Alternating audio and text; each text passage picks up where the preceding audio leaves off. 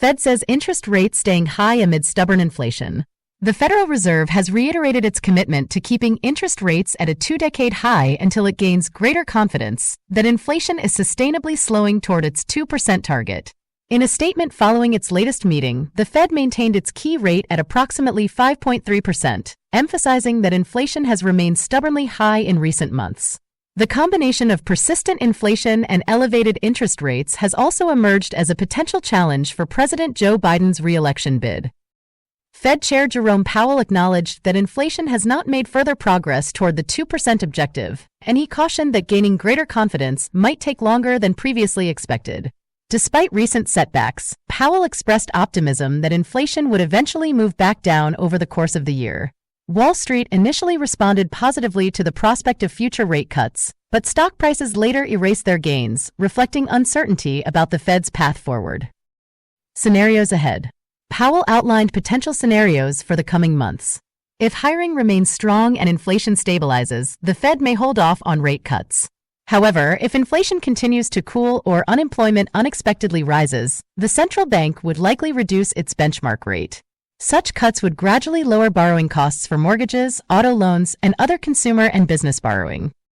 Global context. The Fed's moves are closely watched worldwide, especially by other central banks facing similar challenges. Powell noted that the United States' robust growth distinguishes it from other countries considering rate cuts.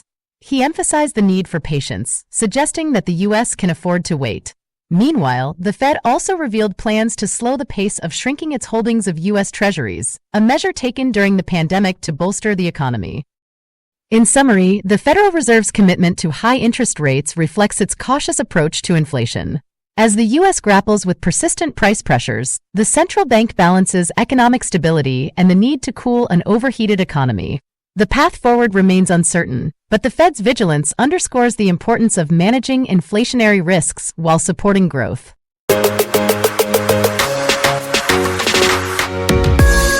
China's economic stagnation, a global concern. The Chinese economy, once a powerhouse of global growth, is facing a period of stagnation that spells trouble for both domestic and international markets. Experts warn that the world's second-largest economy is approaching a dead end, with years of unfulfilled promises of reform and erratic policies leading to weak domestic consumer demand and slowing growth. The root of the crisis. At the heart of China's economic woes is the Communist Party's excessive control over the economy. This has only intensified under President Xi Jinping's tenure, stifling innovation and entrepreneurship. The government's reliance on export surges to revive growth is proving futile as it fails to address the underlying issues of the economic model. Global trade tensions escalate. China's strategy to counteract its economic slowdown by ramping up exports is causing friction with trade partners. The United States and others are growing increasingly concerned about the flood of cheap Chinese goods distorting global markets. This has led to calls for imposing severe tariffs on a range of Chinese goods, further complicating the trade landscape. Domestic discontent and government repression. The economic downturn is leading to widespread discontent among the Chinese populace, who face gloomy economic prospects. In response, the Communist Party is likely to tighten its grip on power and increase repression, a move that could exacerbate social tensions and lead to further instability. The end of an era. The current state of China's economy indicates the end of the reform and opening era that began in the late 1970s. With consumers reluctant to spend and trade barriers rising, China's economic miracle seems to have concluded with a whimper rather than a bang. The implications for global economic health are significant, as nations around the world have become deeply intertwined with China's economic fortunes. Title: Pageant Shakeup, Miss USA and Miss Teen USA resign amid controversy. Introduction. In a stunning turn of events, Uma Sofia Srivastava, the reigning Miss Teen USA, and Noelia Voigt, the current Miss USA, have both resigned from their prestigious positions. The back-to-back resignations have sent shockwaves through the pageant community and have raised serious questions about the internal workings of the organization. Miss USA's departure. Noelia Voigt, the first Venezuelan American to win Miss USA, announced her resignation earlier this week. Voigt cited mental health concerns as a primary reason for her departure. Her decision to step down has been met with an outpouring of support from fans and fellow pageant participants alike. Miss Teen USA follows suit. Just days after Voigt's announcement, Sofia Shrivastava took to Instagram to declare her own resignation. Shrivastava, who represented New Jersey, expressed that her personal values no longer aligned with the direction of the pageant organization. Her post, which included a quote from philosopher Friedrich Nietzsche, hinted at deeper issues within the Miss USA and Miss Teen USA organizations. The pageant community reacts. The consecutive resignations have prompted a flurry of reactions from the public and those within the pageant industry. Many have called for greater transparency and accountability from the organization's leadership. The resignations have also sparked discussions about the pressures faced by young women in the spotlight and the importance of mental health. Looking ahead, as the pageant world grapples with these unexpected changes, the focus turns to the future of the Miss USA and Miss Teen USA organizations. With two major title holders stepping down, the organizations must navigate through the controversy while upholding their commitment to empowering young women.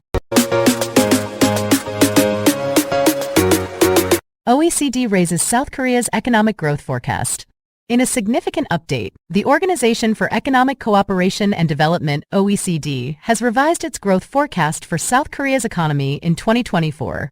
The OECD now expects the nation to achieve a 2.6% growth rate, up from the previously projected 2.2%. This adjustment reflects South Korea's resilient export performance, particularly in the semiconductor sector, and a stronger than anticipated global recovery pace. Exports and domestic demand drive growth.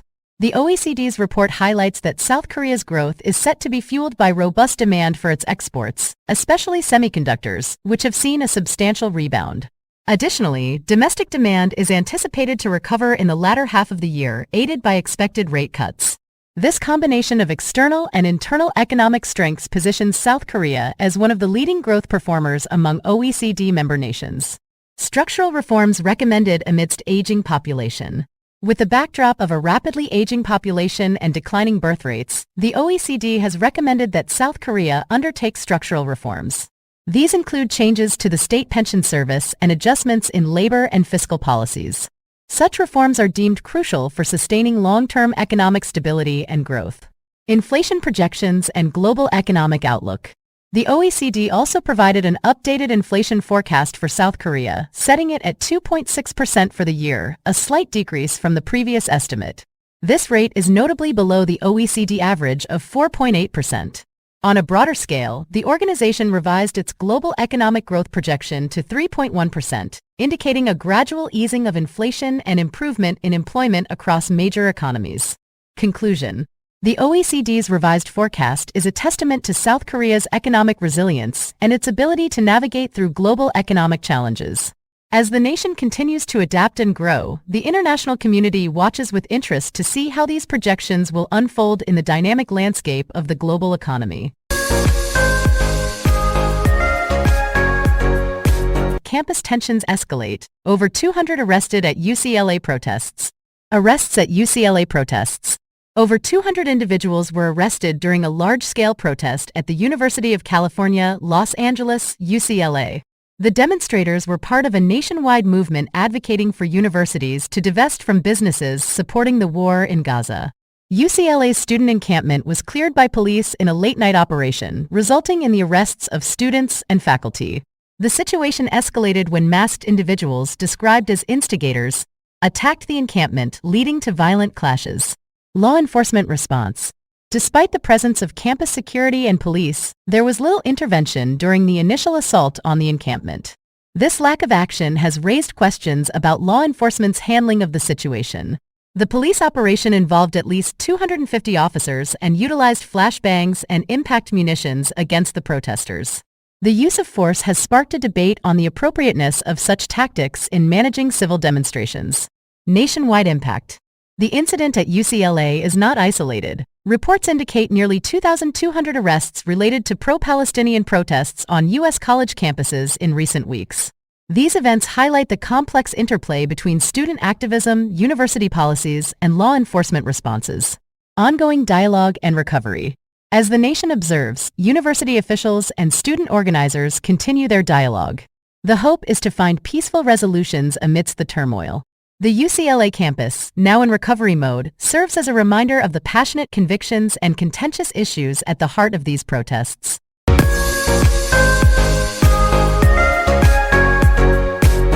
South Korea's defense budget soars amid rising tensions. In a world where the specter of conflict looms large, nations are bracing for the possibility of war by bolstering their military capabilities.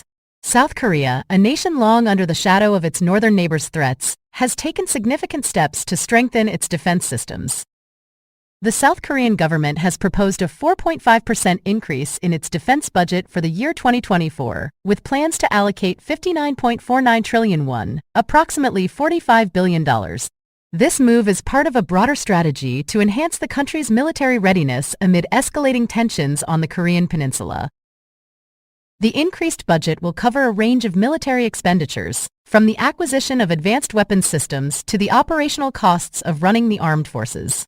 The focus is on ensuring that South Korea remains prepared for any eventuality with investments in cutting-edge technology and the well-being of military personnel. As the global community watches the developments in East Asia, financial experts also weigh in on the economic implications of war. They advise individuals and businesses alike to prepare for the financial turbulence that war can bring. Strategies include diversifying investments, holding on to cash reserves, and securing assets against potential risks. The recent budget proposal by South Korea serves as a stark reminder of the costs associated with maintaining peace and security in an uncertain world. It also highlights the need for prudent financial planning, both at the national and individual levels, to weather the storms of conflict. As the situation develops, the world holds its breath, hoping for peace but preparing for the possibility of war.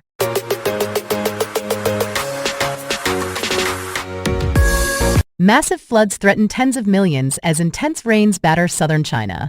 By Nectar Gon, Hassan Tayer, and Martha Zhou. April 22, 2024. Heavy rains have hammered southern China, leading to massive floods that threaten the lives of tens of millions of people. The intense downpours have caused widespread flooding in homes, streets, and farmland, prompting urgent rescue efforts to evacuate trapped residents. Key points. Location: southern China. Impact: tens of millions affected.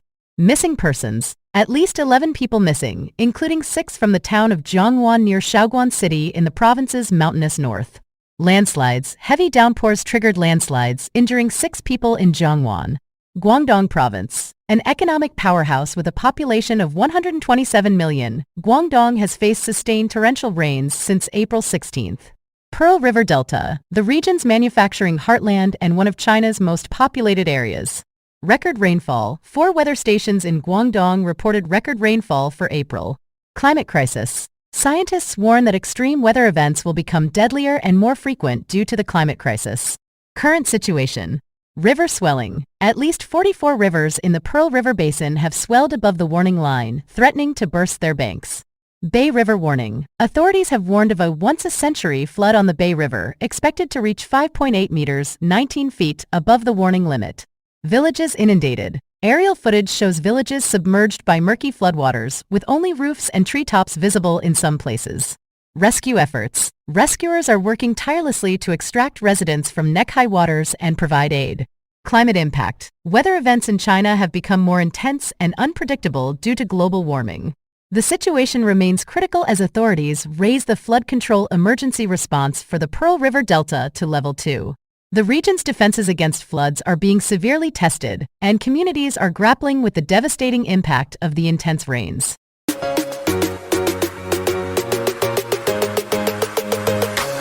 Seafood could have higher levels of forever chemicals. Published on April 18, 2024. A new study has raised concerns about the potential presence of forever chemicals in seafood. These man-made toxins, known as per- and polyfluoroalkyl substances (PFAS), do not break down easily and can persist in the environment for a long time. Researchers from Dartmouth College in the USA have found that certain marine creatures, such as shrimp, prawns, and lobster, may contain alarmingly high levels of these chemicals. Health risks associated with forever chemicals. Forever chemicals have been associated with various health issues, including cancer, kidney and liver problems, hormonal changes, and developmental damage to babies in the womb. While seafood is a valuable source of lean protein and omega fatty acids, the study suggests that consumers should be aware of the risks associated with PFAS exposure. Background on forever chemicals. Forever chemicals were developed in the 1930s and have been widely used in various products since the 1950s. They are commonly found in food packaging materials, including food wrappers, takeout containers, and pizza boxes. Over time, these chemicals have entered our food chain, with seafood being particularly affected. Recommendations and awareness. Professor Megan Romano, one of the study's authors, emphasizes that the recommendation is not to avoid seafood altogether. Instead, she encourages people to continue enjoying seafood while being informed about the potential risks. Understanding what we consume is essential, and awareness can help individuals make informed dietary choices. In summary, while seafood remains a valuable part of a healthy diet, it's crucial to stay informed about the presence of forever chemicals. Researchers advocate for safety guidelines regarding PFAS in seafood to protect consumers' health.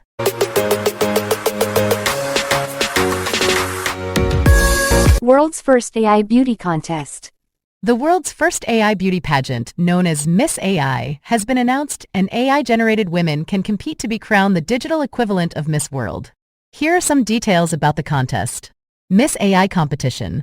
The Miss AI pageant is organized by the World AI Creator Awards, WAICAs, a global program dedicated to recognizing the achievements of AI creators worldwide. Competitors can enter the AI-generated women they have created for a chance to win the Miss AI crown. Contestants will be judged based on their beauty, the skill and implementation of AI tools used to create them, and their social media influence as influencers. An expert panel of 4 judges, including 2 AI-generated influencers, Emily Pellegrini and Aitana Lopez, and 2 real people, marketing expert Andrew Block and pageant historian Sally-Ann Fawcett, will rank the contestants. Prizes. The AI creator crowned Miss AI will receive a $5,000 cash prize along with access to Imagine Education's mentorship program, worth $3,000, and PR support, worth over $5,000. The runner-up and third-placed contestants will also win prizes. How to enter.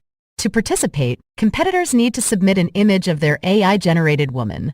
They must also answer questions ranging from what would be your one dream to make the world a better place, to technical details about the AI used. Judging and announcement. The Miss AI contestants will be narrowed down to a top 10 before the final 3 are announced at an online awards ceremony in May. AI and beauty contests. In addition to Miss AI, other beauty contests have also explored AI judging. For instance, a contest in 2016 evaluated selfies submitted via an app using a robot jury to select winners. AI creators like Lexi, Aitana Lopez, Emily, and Cassidy have gained popularity for their AI-generated content related to beauty pageants on platforms like TikTok and YouTube. Remember, the future of beauty pageants may include AI contestants alongside real-life participants, bridging traditional pageantry with technology. If you're interested in participating, you can create your own AI beauty contestant and join the exciting world of digital beauty pageants.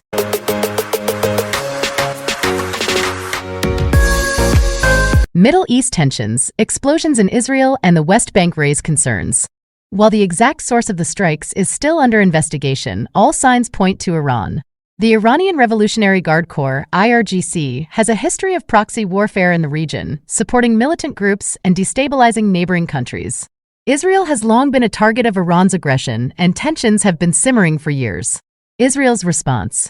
Israeli Prime Minister Naftali Bennett addressed the nation, emphasizing the gravity of the situation. "We will not tolerate attacks on our soil," he declared. "Our air defenses are on high alert, and we will respond with force if necessary." The IDF has been placed on high alert, and security measures have been intensified across the country. Citizens have been urged to remain vigilant and seek shelter if necessary. Jerusalem, Israel. The Middle East is once again at the center of global attention as explosions rock multiple parts of Israel and the West Bank. Israeli and U.S. air defenses have intercepted strikes believed to be originating from Iran, escalating an already volatile situation. The explosions. Reports of explosions began flooding in from various locations in Israel and the West Bank. Residents in cities such as Tel Aviv, Haifa, and Jerusalem were jolted awake by the sudden blasts.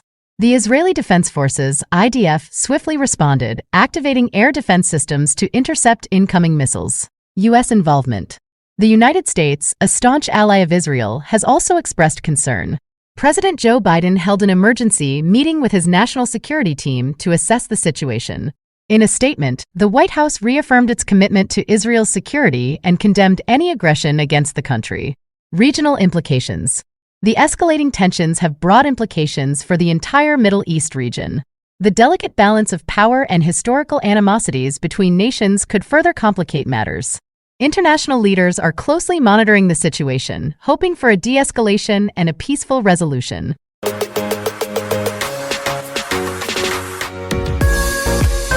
South Korean General Election 2024 Opposition Landslide Victory by Reuters. Seoul, in a resounding blow to President Yoon Suk-yeol and his Conservative Party, South Korea's liberal opposition parties secured a landslide victory in the 22nd general election held on April 10, 2024. The election results signal a significant shift in the country's political landscape, with the opposition gaining control of the National Assembly. Election results.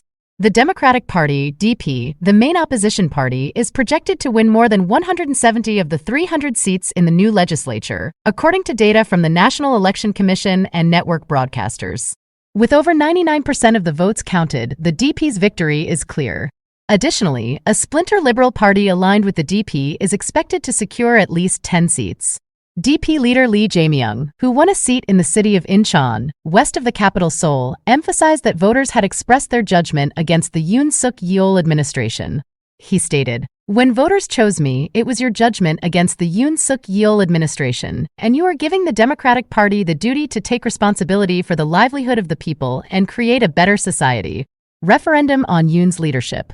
The parliamentary election was closely watched as a referendum on President Yoon Suk-yeol. His popularity has waned due to a cost-of-living crisis and a series of political scandals. Opposition candidates consistently criticized Yoon's management of the economy and his refusal to acknowledge his wife's improper acceptance of a Dior bag as a gift.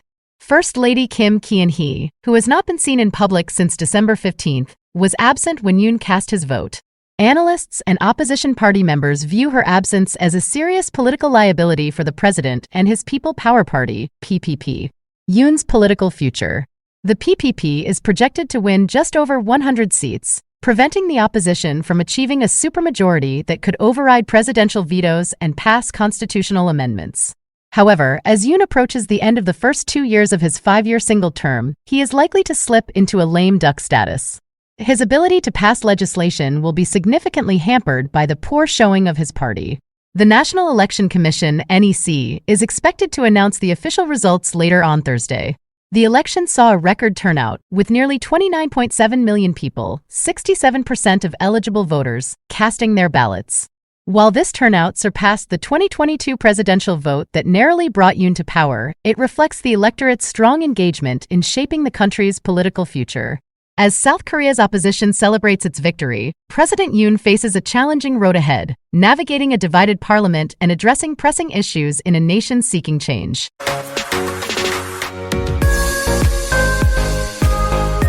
Celestial Dance, the Great American Solar Eclipse of 2024. In the vast expanse of North America's skies, a cosmic ballet unfolded on April 8, 2024. The stage was set and the celestial performers, Earth, Moon, and Sun, came together in a mesmerizing pas de trois. This was no ordinary dance. It was the Great American Solar Eclipse, a spectacle that graced parts of Mexico, 15 U.S. states, and eastern Canada. The moon takes center stage. As dawn painted the horizon, the moon, our silent partner in this cosmic waltz, began its slow traverse across the sun's fiery face. Tens of millions of eager spectators craned their necks upward, donning oversized eclipse glasses. The moon's shadow swept across the land, casting a spell of awe and wonder. The path of totality. The heart of the drama lay within the path of totality, a ribbon of darkness stretching from Mexico's Pacific coast to the Canadian wilderness. Here the sun's brilliance dimmed and day turned to twilight. In Texas, where the eclipse made its grand entrance, lifelong Texans marveled. For them, this was the first total solar eclipse since 1878, a rare celestial encore, weather's fickle dance. But the weather, too, had a role to play. Clouds and storms threatened to upstage the celestial performance. In Texas, Louisiana, Arkansas, and Oklahoma, 20 million souls held their breath. Would the skies clear in time? In Dallas, the storms loomed, scheduled to arrive after the eclipse's peak. Houston, Austin, and San Antonio watched, hoping for a celestial reprieve. Bananas and eclipses. And what of bananas? Let's measure the moon's shadow in fruity lengths. An average banana stretches about 7.5 inches. Now imagine stacking 46,449 bananas, one atop the other.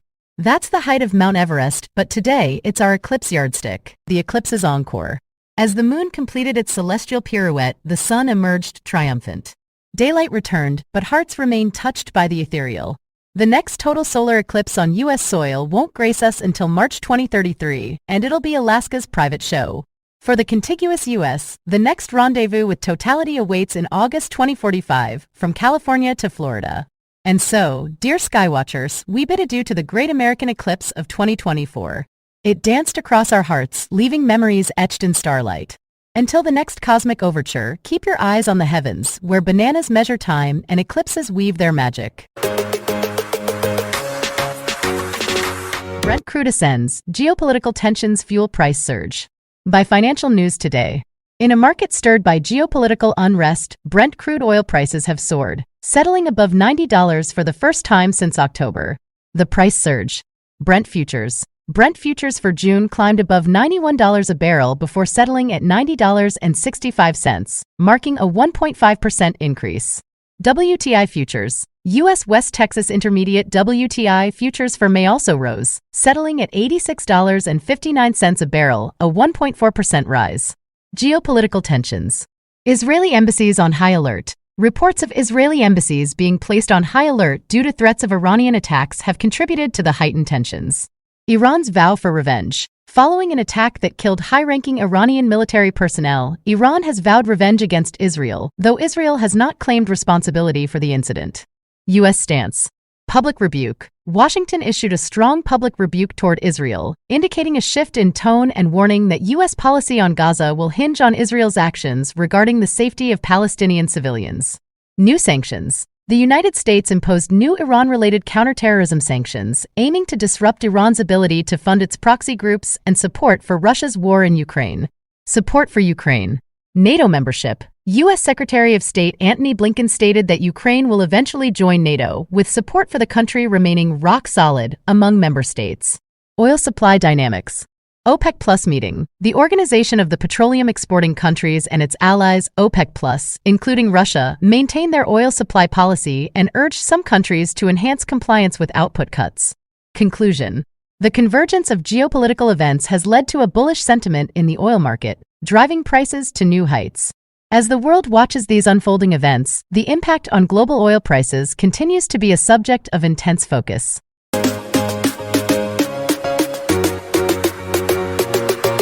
Most of us want to live to 100. Wait until you hear how much that retirement costs. From USA Today, the cost of a century, the price tag of living to 100. As the possibility of living to 100 becomes more realistic, Americans are faced with the daunting question of how much it will cost to fund a retirement that could last nearly 4 decades. Longevity's financial implications. A recent report from Corebridge Financial reveals that while over half of Americans aim to reach the centenarian mark, the financial implications are staggering. With the nation's median household income at $74,580, retirees might need about $60,000 annually to maintain their lifestyle.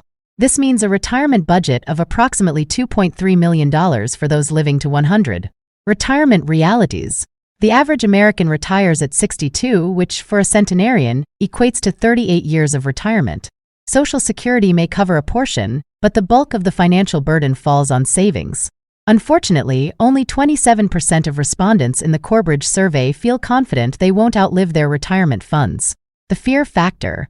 The fear of running out of money surpasses the fear of death for 2/3 of the surveyed individuals. This highlights the psychological impact of financial insecurity in one's golden years. Demographic destiny. The number of Americans aged 100 and older is expected to quadruple by 2054. However, retirement experts are concerned that many will deplete their savings well before their last breath. A looming crisis. BlackRock CEO Larry Fink emphasizes the growing retirement crisis, noting that building a secure retirement today is far more challenging than it was 3 decades ago. Conclusion. The dream of a long life comes with the necessity of robust financial planning.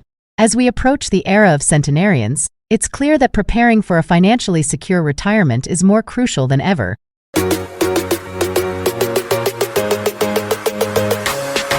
Baltimore Bridge collapse, a tragic day on the Patapsco River. By the Associated Press. Since early Tuesday morning, Baltimore has been grappling with the aftermath of a devastating bridge collapse. Here's what we know so far. The incident. A container ship lost power and collided with the Francis Scott Key Bridge, causing it to snap and plunge into the icy waters of the Patapsco River. Several vehicles tumbled into the river, leading to a frantic search and rescue operation. The impact. Mass casualty incident. Authorities are treating this as a mass casualty multi-agency incident. Approximately 20 people are missing and multiple vehicles are submerged. Unsafe conditions. Rescuers face challenges due to debris hanging from the collapsed structure, freezing temperatures, and limited visibility. The bridge. The Francis Scott Key Bridge, a vital link of Interstate 695, the Baltimore Beltway, extends over the Patapsco River. It spans 1.6 miles and serves as the outermost crossing of Baltimore's harbor. Survivors' accounts. One survivor described the collapse as something out of an action movie. Others shared their experiences of being trapped and the chaos that ensued. Historical context. The bridge is named after Francis Scott Key, who penned the lyrics to the Star-Spangled Banner while observing a battle in these same waters over 200 years ago. Bridge disasters. The collapse of human-built spans has occurred before, from Texas Queen Isabella Causeway in 2001 to Florida's Sunshine Skyway Bridge in 1980. As rescue efforts continue, Baltimore mourns the loss and grapples with the impact of this tragic event. Our hearts go out to the families affected by this catastrophe.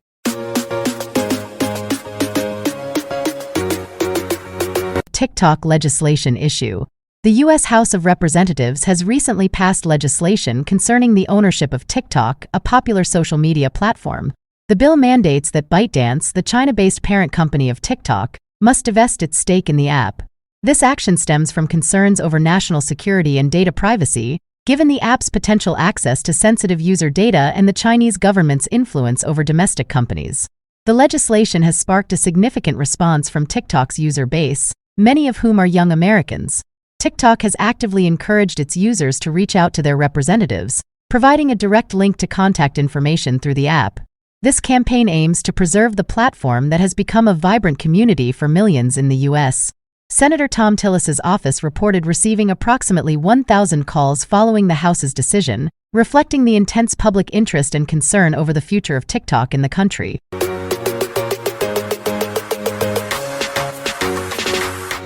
WorldCoin, the future of digital identity and currency. WorldCoin is a groundbreaking project that merges artificial intelligence with cryptocurrency to redefine online identity and financial stability. Spearheaded by Sam Altman, co-founder of OpenAI, WorldCoin has been making headlines for its innovative approach and the controversies it has sparked. The vision of WorldCoin. The project aims to create a secure digital ID, the World ID, using iris scans to combat online scams, bots, and AI imposters. This unique identifier, powered by zero-knowledge proofs, could potentially streamline online interactions and transactions, offering a single sign-on solution for the digital age. Controversies and challenges. Despite its ambitious goals, WorldCoin has faced scrutiny over privacy concerns related to biometric data collection. Kenya, for instance, has suspended WorldCoin activities pending an investigation into its practices. The project's ability to protect user data remains a critical point of debate. Technological innovations. WorldCoin's use of orbs for iris scanning has been described as both revolutionary and invasive. The project's success hinges on its ability to balance innovation with ethical considerations, ensuring user privacy while advancing digital identity solutions. Global impact and adoption. As WorldCoin continues to expand, its potential to transform online identity verification and provide a new form of cryptocurrency is immense. The project's recent initiatives, such as the Community Grants Program and partnerships with trading firms, signal a growing interest in World ID and its applications. Conclusion. WorldCoin represents a significant step towards a future where digital identity and currency are intertwined. Its progress and adoption will depend on navigating the complex landscape of technology, privacy, and ethics. As the project evolves, it will undoubtedly continue to shape discussions around the future of digital identity and financial systems.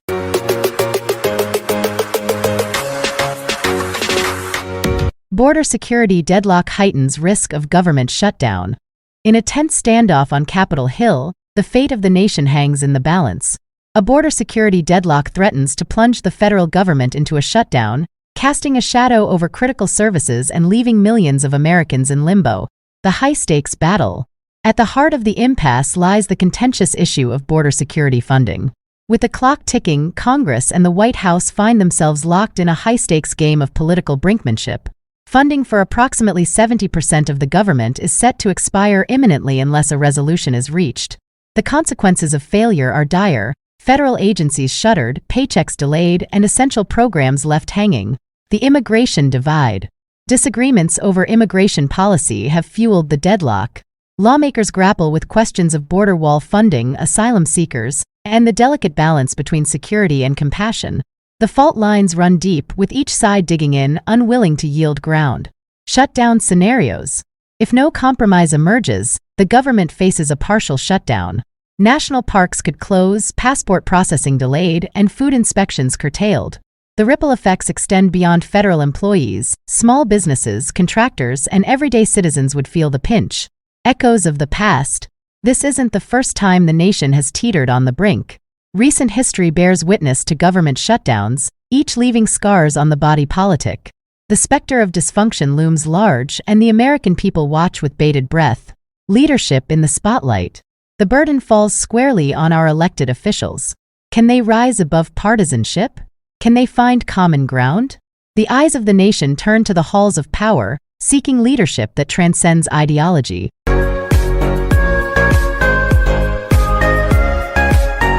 In a landmark move, Congress has passed a historic bill that promises to revolutionize America's infrastructure. The bill, a cornerstone of the current administration's agenda, pledges to inject billions into the nation's veins, revitalizing aging roads, reinforcing weary bridges, and rejuvenating public transportation systems. A unifying leap forward. This bipartisan effort represents a significant achievement in a time often marked by division. It signals a collective stride towards unity and progress, with lawmakers from both sides of the aisle coming together to lay the groundwork for a more connected future. The bill's highlights. The bill earmarks substantial funds for the repair and construction of highways, ensuring safer and more efficient travel for millions. It allocates resources to modernize public transit, reducing commute times and environmental impact. A portion of the budget is dedicated to the development of sustainable infrastructure, aligning with global efforts to combat climate change. Economic implications. Economists predict that this massive influx of funding will create jobs, stimulate economic growth, and enhance the nation's competitive edge in the global market. Small businesses, construction firms, and local communities stand to benefit significantly from the upcoming projects.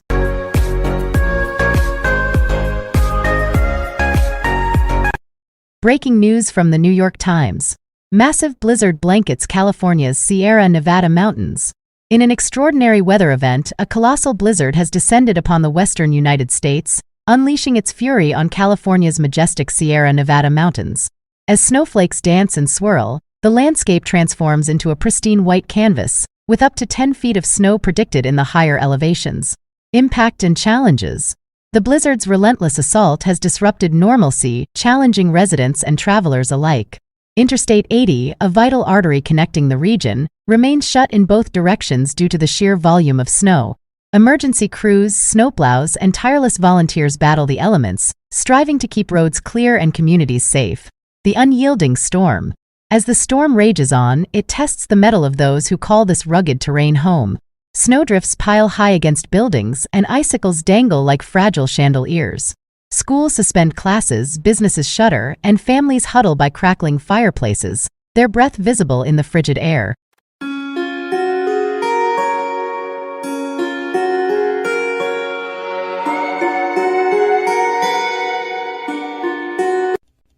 Pastimes and activities. Giving advice. Thanks for meeting with me during your lunch hour. I appreciate it. No problem. I'm happy to help. What's going on? Oh, you know, the usual. Should I take this new job, or do I stick with my current one?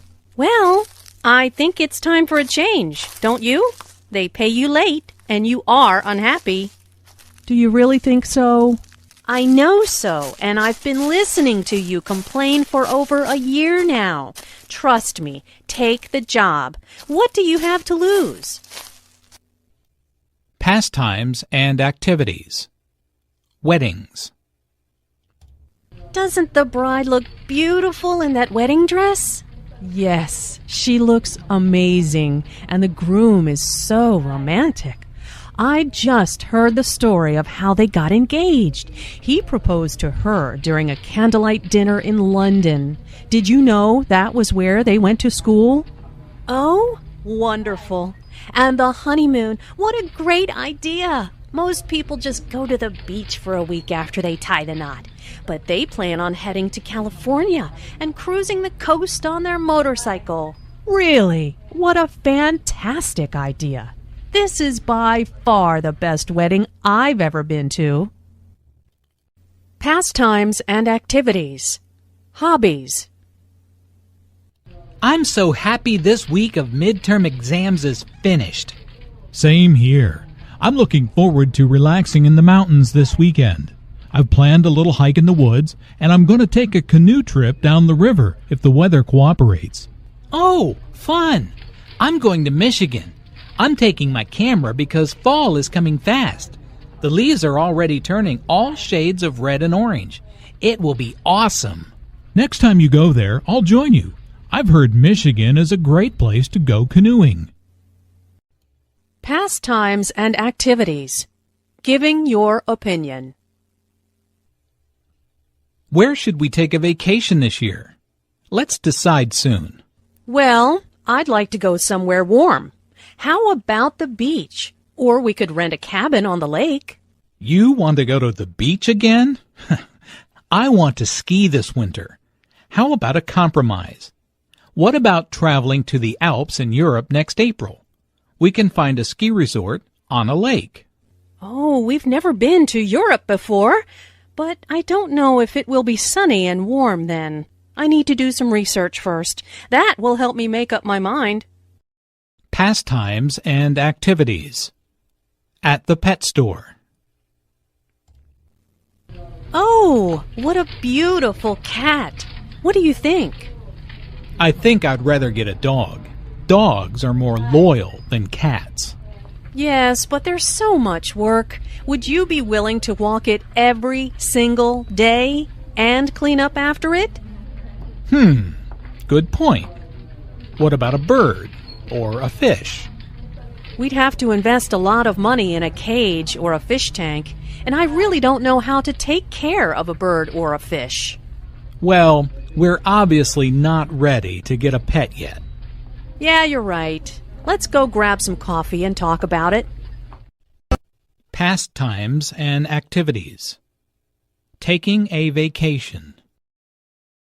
I just bought a ticket to New York City. I'm so excited to see the city.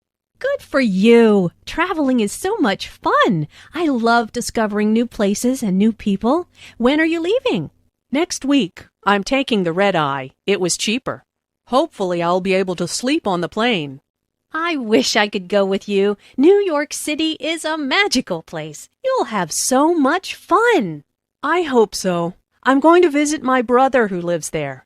I will stay for a week and then take the train down to Washington, D.C. That sounds like a great vacation. I'm looking forward to a week at the beach for my summer vacation. I just want to relax. Pastimes and activities. A night at the theater. What a fantastic performance! Thank you for inviting me to the musical. You are welcome. I'm happy you enjoyed the show. The choreography of the dancers was incredible. It reminds me of when I used to dance. I know. You were such a talented ballerina. Do you miss dancing? Oh, that's very kind of you, Shannon. I do miss it sometimes, but I will always be a fan of the arts. That's why I love going to musicals, because it's the perfect combination of song, dance, and theater. Absolutely. I'm glad you're still an art fan, too. Thank you for the invitation. It's always a pleasure to attend an arts event with you and learn something new. Pastimes and activities. What's your favorite sport? What time is that soccer game on? I thought it started at noon. We must have had the wrong time. Oh well, soccer's not my favorite sport anyway. I much prefer basketball. Oh, really? I thought your favorite sport was tennis. I'm a big fan of basketball, too. How about a game sometime? Sure thing. Why don't we go shoot some hoops now, since the soccer game isn't on? Excellent idea. Let's go. Pastimes and activities. What are you good at? So, what should we do? Well, I like to do arts and crafts, and I'm really good at drawing. What do you think? How about playing a board game? That'd be more fun. Okay, let's play Scrabble. I'm really good at spelling, too. Oh, yeah? We'll see about that. Pastimes and activities. At the movies. We'd like 2 tickets for the 3:30 show, please. Here you go. Enjoy the movie.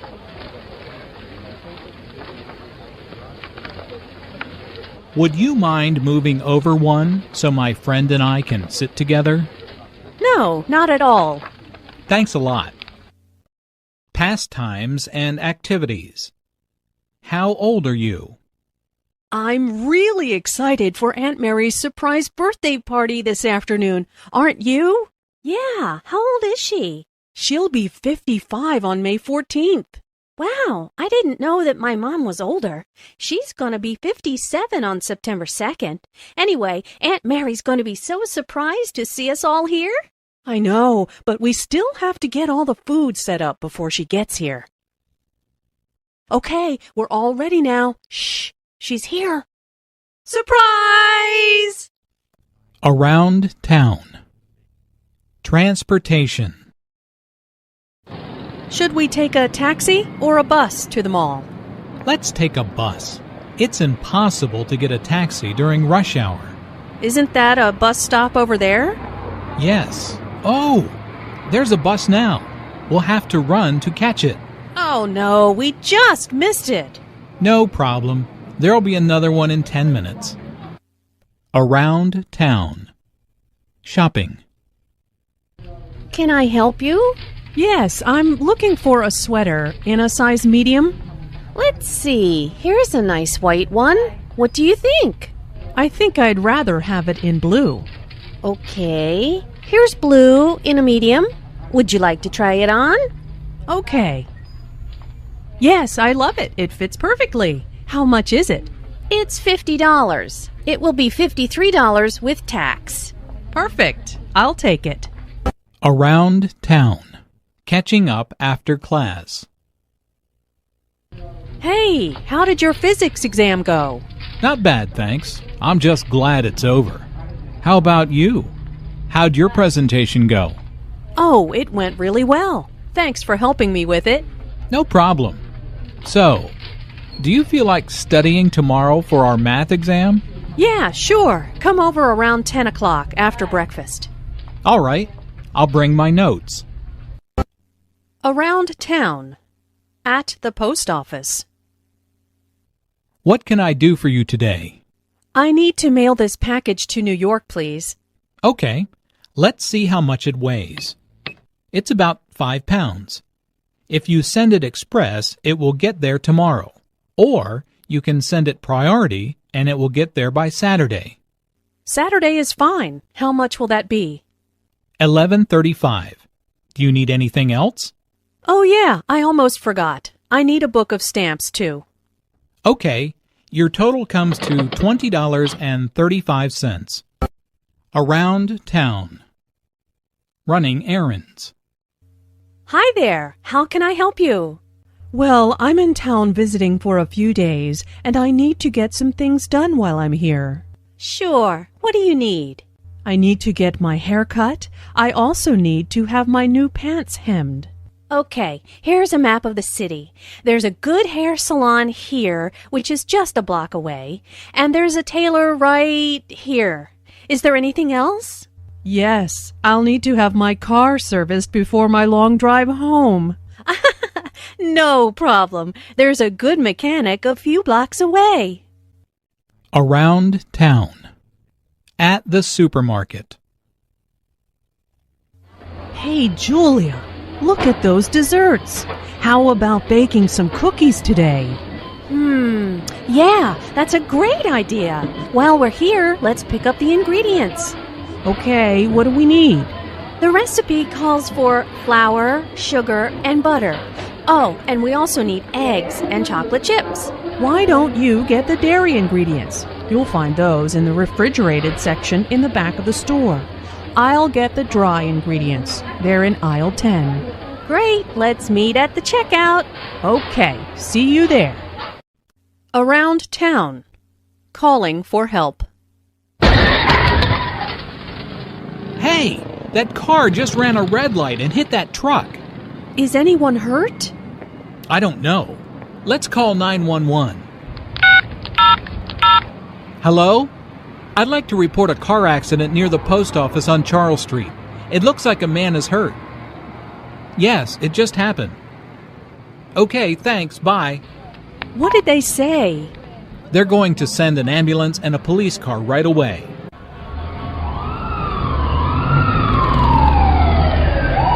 Good, they're here. I hope the man is okay. I know. You have to be so careful when you're driving. Around town. Asking directions. Excuse me, could you tell me where the library is? Yes, it's that way. You go 3 blocks to Washington Street, then turn right. It's on the corner, across from the bank. Thanks. I've only been in town a few days, so I really don't know my way around yet. Oh, I know how you feel. We moved here a year ago, and I still don't know where everything is. Around town. At the doctor's office. What seems to be the problem? Well, I have a bad cough and a sore throat. I also have a headache. How long have you had these symptoms? About 3 days now, and I'm really tired, too. Sounds like you've got the flu. Take aspirin every 4 hours and get plenty of rest. Make sure you drink lots of fluids. Call me if you're still sick next week. Okay, thanks. Around town. Ordering a meal. Hello, I'll be your waiter today. Can I start you off with something to drink? Yes. I'll have iced tea, please. And I'll have lemonade. Okay, are you ready to order, or do you need a few minutes? I think we're ready. I'll have the tomato soup to start, and the roast beef with mashed potatoes and peas. How do you want the beef? Rare, medium, or well done? Well done, please. And I'll just have the fish with potatoes and a salad. Introductions and small talk. Weather report. It's freezing outside. What happened to the weather report? I thought this cold front was supposed to pass. Yeah, I thought so too. That's what I read online this morning. I guess the wind chill is really driving down the temperature. Can we go inside? I feel like my toes are starting to go numb. Introductions and small talk. Coincidences. Well, hello there, Julia. Long time no see. Meg, hi! What a coincidence! I haven't seen you in ages. What are you doing here? I just got a new job in the city, so I'm shopping for some clothes. Hey, what do you think of this shirt? Well, you know how much I love blue. See? I've got the same shirt. You always did have good taste. What a small world. Introductions and small talk. A telephone call. Hello? Hi, Stephanie. How are things at the office? Hi, Luke. How are you? Can you please stop and pick up extra paper for the computer printer? What did you say? Can you repeat that, please? Did you say pick up ink for the printer? Sorry, the phone is cutting out. Can you hear me now? No, I need more computer paper. Listen, I'll text you exactly what I need. Thanks, Luke. Talk to you later. Thanks, Stephanie. Sorry, my phone has really bad reception here. Introductions and small talk. A telephone call. Hi, Alice. It's John. How are you? Oh, hi, John. I was just thinking about you. That's nice. I was wondering if you'd like to go to a movie tonight? Sure, I'd love to. What's playing? I was thinking about that new comedy, Lights Out. What do you think? Sounds great. Okay, I'll pick you up around 7:30. The movie starts at 8. See you then. Bye. Introductions and small talk. What time is it? What time is it? We're going to be late. It's 7:15. We're on time. Don't panic. But I thought we had to be at the restaurant by 7:30 for the surprise party. We'll never make it there with all this evening traffic. Sure we will. Rush hour is almost over. Anyway, the party starts at 8. But I do need help with directions. Can you call the restaurant and ask them where we park our car? Introductions and small talk. Informal introductions. Who's the tall woman next to Barbara? That's her friend, Mary. Didn't you meet her at Steve's party? No, I wasn't at Steve's party. Oh, then let me introduce you to her now. Mary, this is my friend Jim. Hi, Jim. Nice to meet you. You too. Would you like a drink? Sure, let's go get one. Introductions and small talk. Informal introductions. How's it going? Fine, thanks. And you? Just fine. Where are you off to? To the library. I've got a history exam next week and need to start studying. Ugh. Oh, no. Well, I'll see you later then. Good luck. Thanks. See you later. Introductions and small talk. Formal greetings. Good morning, Professor Austin. How are you doing? Good morning, James. I'm doing well. And you? I'm great, thank you. This is my friend Emma. She is thinking about applying to this college. She has a few questions. Would you mind telling us about the process, please? Hello, Emma. It's a pleasure to meet you. I'm more than happy to speak with you.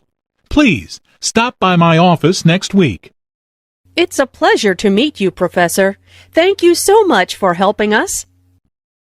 Don't mention it. Hopefully, I will be able to answer your question.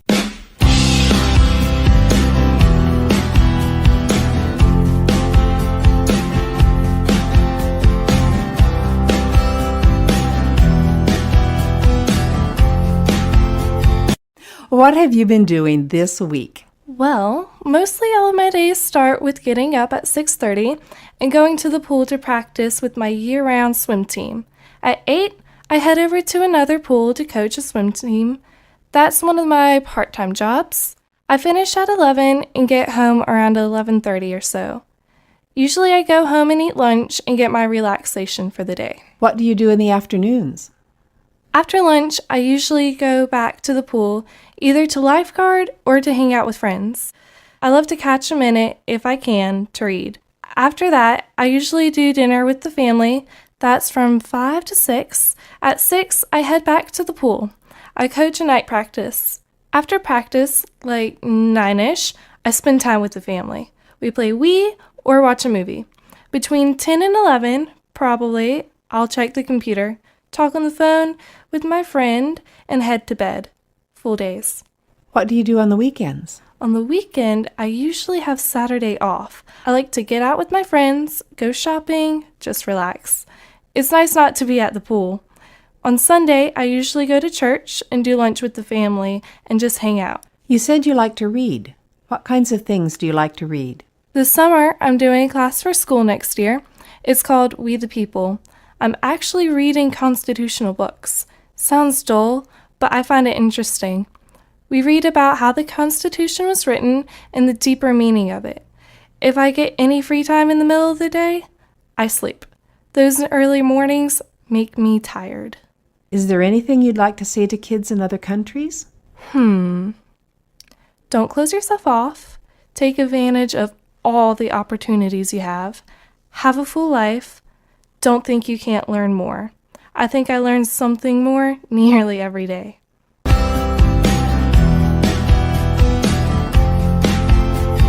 What have you been doing this week? I bought a ukulele. I'm studying for exams and I'm playing the drums. Where do you play drums? At my house. I have lessons there. A teacher comes to my house.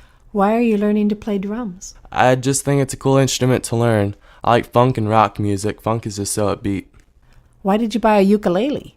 Because I'd like to learn how to play. We'd play Jamaican music. I've heard lots of it and I thought it would be fun to learn how to play it.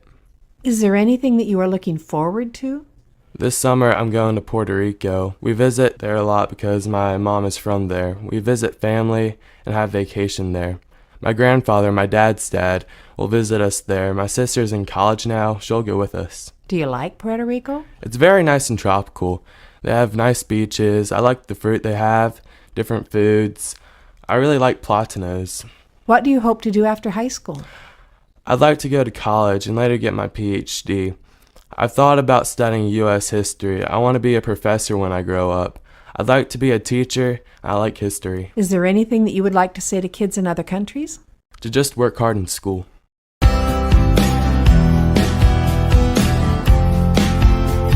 What have you been doing this week?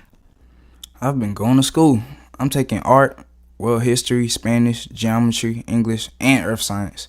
They're all honors classes, except Spanish. There are no honors classes in Spanish. What are you doing in art class? We learn how to draw things. We learn how to hold pencils and get different shades. I'm drawing a tiger right now. We also learn to use pastels and paint. Is it your favorite class? Yes. Have you been doing anything else? Hanging out with my friend Claire. I always wrestle her little brother. I sleep a lot, really, and I eat a lot. It doesn't show, though. Are you growing a lot? Teenage boys often eat and sleep a lot because they're growing a lot. I've been growing for quite a while now. Is there anything happening at school? We have been having midterms. They're the middle of the year tests. The tests are hard, especially in honors classes. Is there anything that you're looking forward to? Summer. My family's going to California. I have a mother and a father and a little sister. My mother says she's sick and tired of staying in the house, so we're hitting up Cali. We'll go to Los Angeles. I'm just sort of going along with whatever my mom says. What do you want to do after high school? Go to college. I want to study health sciences or medicine. I think I can earn a lot of money that way. I like to do sports medicine. Is there anything that you would like to say to kids in other countries? What's up?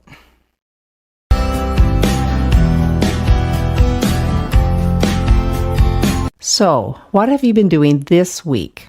Well, Sunday I went to church and I called my friend Shelby. I was going to go by myself, but she said her parents had left for church without her, so we went together. After church, we went to the store and got food and ate outside in the park, and that was really beautiful. I've gone to school all week. After school, I went to work a couple of days. I work at a retirement community.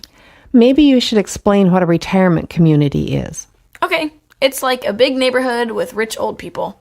It's a nice place to stay, and it has an assisted living section for people who need nurses. It's really fun, but it's hard work, too. I work in the dining room. I really enjoy working with elderly people. Some of them are my friends. Not all the time, but sometimes you can tell you bless them just by being there. What else have you been doing? I started track this week. The track season started 2 months ago, but 2 of the girls got hurt, so the coach asked if I would run. Everyone else was in shape, so I was running and inside going, ow. That was Friday, so then I went to my second job to waitress at a Japanese restaurant. It was really busy, so I pretty much worked my butt off because you have to clean and a lot of things. A friend picked me up, and we went to her house for a birthday party after work.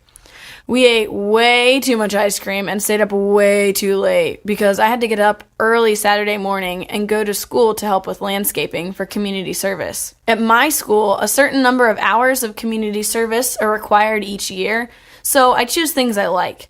I had a really good time, as much fun as you can have weeding and mowing and potting flowers. I killed my back because I had to go between the cracks of the bricks in the sidewalk and clean out moss. It was kind of hard. I went home, took a nap, and then I went to work again at the Japanese place. So you were really busy. Do you enjoy your life? Yeah, I do. Sometimes I don't like being so busy. Today I couldn't go to church because I had to go to work at 11. So I got a teaching tape and some food. and got back in bed and listened to the tape and ate breakfast in bed. I copied part of Psalm 146 onto a card and put it in my pocket when I went to work because it blessed me tons. Because everything is better when you're focused on God and not on yourself. Is there anything that you would like to say to kids in other countries? I hope people who read this won't think I'm lazy or anything. I really don't think they will.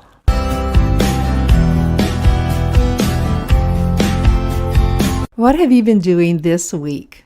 This is the last week of school for us. Did you do anything to celebrate the last day of school? A couple of us went to the movies after the last day. We went to see a movie called The Loser. It's kind of like an action movie. What are you going to do this summer? I'm going to New Orleans. It's a Habitat for Humanity trip. We'll be building a house and also sightseeing. I think there are 13 of us kids and then there's parents.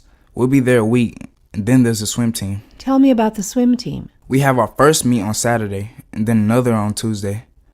I swim backstroke and butterfly the best. We practice every day unless weather conditions won't let us. We have meets every weekend all summer to the beginning of August. Are you planning anything else? My dad and I are going to Boy Scout summer camp. This is like my 5th time. I'm going to be doing archery and a couple other merit badges. We stay in Adirondacks. They got 3 sides, a roof, and an open front. We go to a big mess hall for breakfast, lunch, and dinner. And there are lots of Indian-themed things. There's a big lake and we go swimming. There are also a lot of sports and stuff. What is your dad going to do? He's going to be herding children, basically. He's going to be one of the main dads for the troop, making sure we don't get hurt and stuff. Is there anything else that you like to do? I really like music mostly now. I'm trying to learn to play the piano. That's going to be hard. I already play the trumpet. Is there anything you'd like to say to kids in other countries? Hello, I'm from America.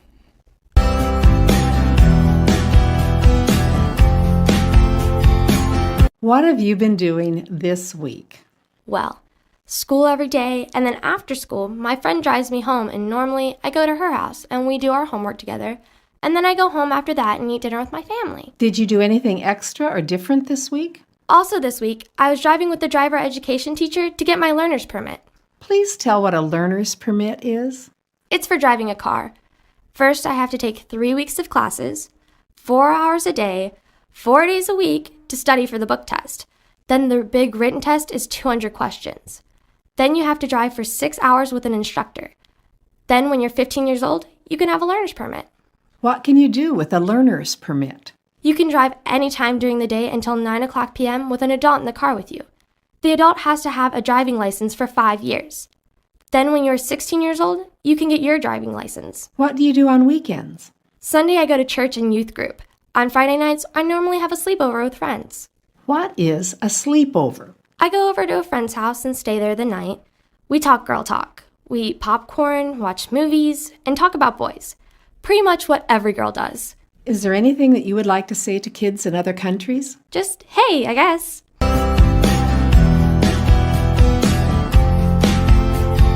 What have you been doing this week? I want to talk about what I did 2 weeks ago. Is that okay? Well, sure. What did you do 2 weeks ago? 2 weeks ago, I went to Disney World in Florida. It was for our 8th grade trip. About 200 kids went, and we went for 4 days. We went by bus, and it was a 13-hour trip to get there and a 13-hour trip to get back. What did you do there? On the first day, we went to Epcot Center, and they do a lot of scientific research and stuff. So we learned about chemistry there, and we rode on the GM test track and saw some cars, like water-powered cars and solar-powered cars. The second day, we went to the Hall of Presidents at Disney World, and they had these robots, like models of the president, that moved and talked, and they were the same height as the real presidents and the same shoe size and everything. It was cool. The robots talked about the history of America. It was about the difficulties we went through in the past and how the presidents dealt with it. And they talked about the Civil War, and Abraham Lincoln talked then, and talked about how slavery was wrong. What else did you do? The third day, we went to the Animal Kingdom and rode on a new ride. It's called Everest, like Mount Everest. It's a roller coaster. It goes like 40 miles an hour, and it goes backwards part of the way, and a Yeti pops up. We rode that thing like 18 times. We just rode it all day. One of my friends threw up everywhere, so we took a bus back to where we were staying. I roomed with 3 people, and our room was connected to a room with 3 more boys and one of my friend's dad. and 3 of the 7 people on the bus ride threw up. It was a crazy bus ride. That night people were sick. It was from riding Everest. On the 4th day, we went to MGM, and they closed a section of the roller coaster and made it so it was just for the 8th graders. It was awesome. They closed down that part of the park for us, and that was the most fun, and we rode it all day. Then we came home on the bus, and it was 6 in the morning and our parents came to get us. We slept on the bus. Is there anything you'd like to say to kids in other countries? I hope you get to go to Disney World someday.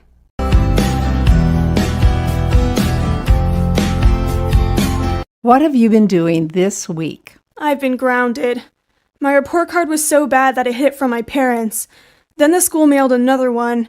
I was at my grandmother's house when my dad came and got me. I can't do guitar lessons or hang out with my friends or go on the computer. I'm grounded from the internet. How long are you grounded for? Until my grades get better. Are you studying hard? Yeah, I have no choice. That's the only thing I can do now. I have to study. What are you doing here today? Every 2 months I come here with my family. I like it. We feed people who are homeless or who have been in jail. I serve and help make food. What classes are you taking at school? English, world history, art, earth and environmental science, algebra 1, PE and health. Is there anything that you would like to say to kids in other countries? Don't do drugs. I've seen people do drugs and it's bad. Study hard.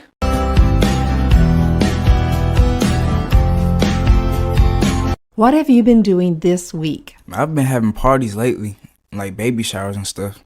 I've been studying a lot. I've been playing ball with the neighbors, basketball. Why have you been having baby showers? Because we just had a little baby. He was born on Easter. He's cute. He was born early because he was supposed to be born on May 2nd. He's the smallest thing I've ever seen. He's like a doll. He weighs just a little bit more than 5 pounds. So you didn't have a usual kind of Easter, did you? No. We took Mom to the hospital. She went in about 1 a.m. and the baby came about 10 p.m. I stayed home to take care of the little kids with my brother and uncle. We cleaned the house to surprise Mom. Please explain what a baby shower is. It's when you have a party for a woman who is pregnant. They bring gifts like diapers and baby food and clothes. We did games for the adults. We played Spanish music for the people to dance. We made some hamburgers and hot dogs and passed out cake. What classes are you taking?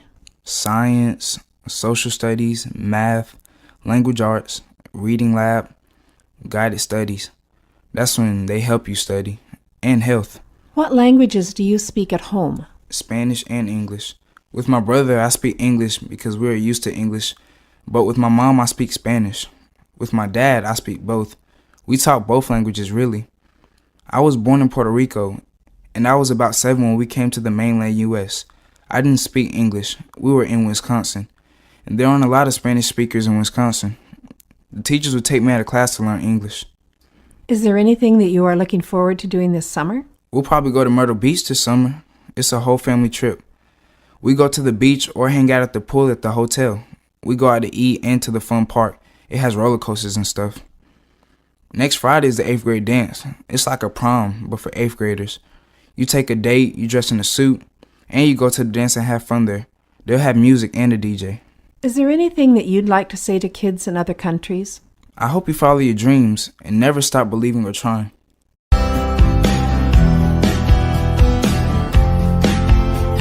What have you been doing this week? Swimming. I'm on the school swim team and we just won conference. First place. It's like the 3rd most intense meet of the whole season and we won. What's happening at school? We just had exams, midterms, and it was crazy. Now I have SATs coming up and I've got to take SATs classes. Is there anything else coming up? My birthday is in 2 months and I'll be 17 and I'm going to buy a car. It's an 89 Toyota with 4-wheel drive and 33 1250 tires and 4-inch lifters and a roll bar. I have to pay for it myself. I have to pay for the insurance, which is expensive, but I don't mind. I work and I've been saving for it. Do you like working here? I get paid to smile and talk to people. I like this job. It's fun. The bosses train us to do second mile service. They teach us the best ways to talk to the customers. We have to say, "How may I serve you?" not "Can I help you?" And when we carry something for our customer, we always say, "I'll carry this for you," not "May I carry this for you?" because people don't like to ask for help. What are you looking forward to this year? Well, Next year, I have to make some big decisions. After high school, I might train to be a CNA and an EMT and join the Air Force, or I could commit to the Army and they would pay for me to train as a nurse. Right now, I'm an explorer at the Fire Academy, where we learn about being a firefighter and an EMT. I get to ride along on the rescue and fire trucks and learn what they do. Is there anything you'd like to say to kids in other countries? Hey, what's up?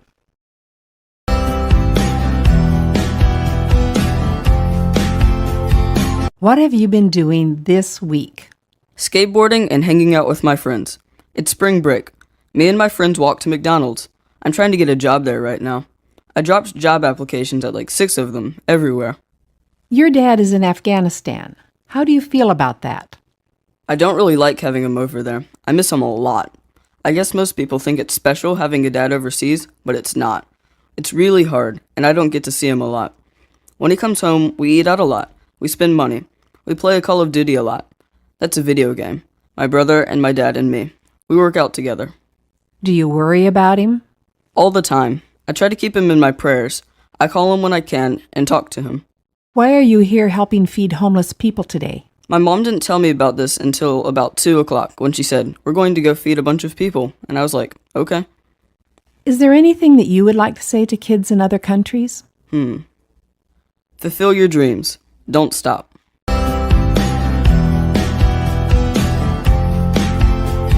What have you been doing this week? Well, this week I've been working on schoolwork and going to a swim class to get ready for a swimming meet. What are you doing in school?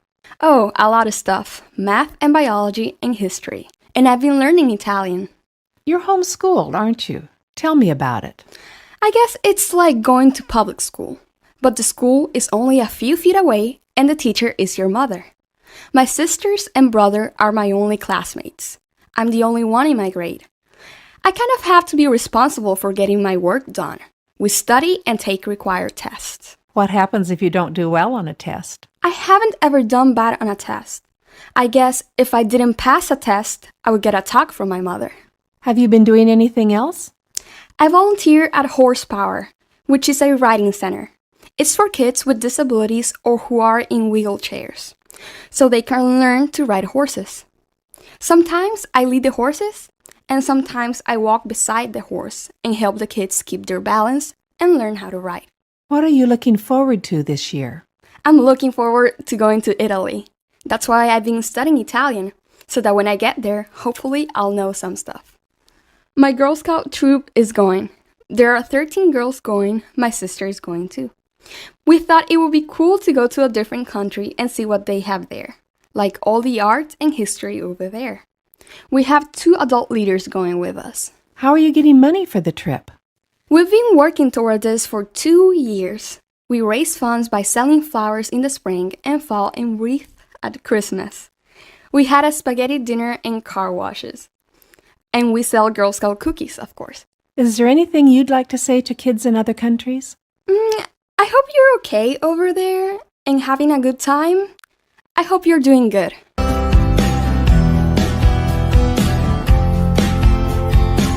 What have you been doing this week?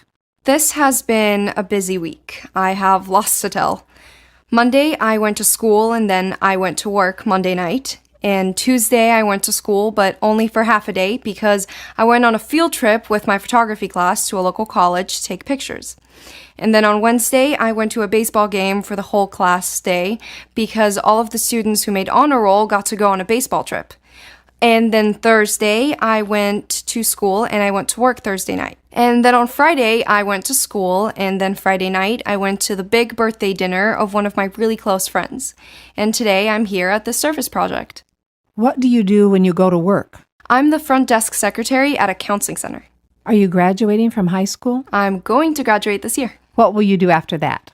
I'm planning on going to Appalachian State.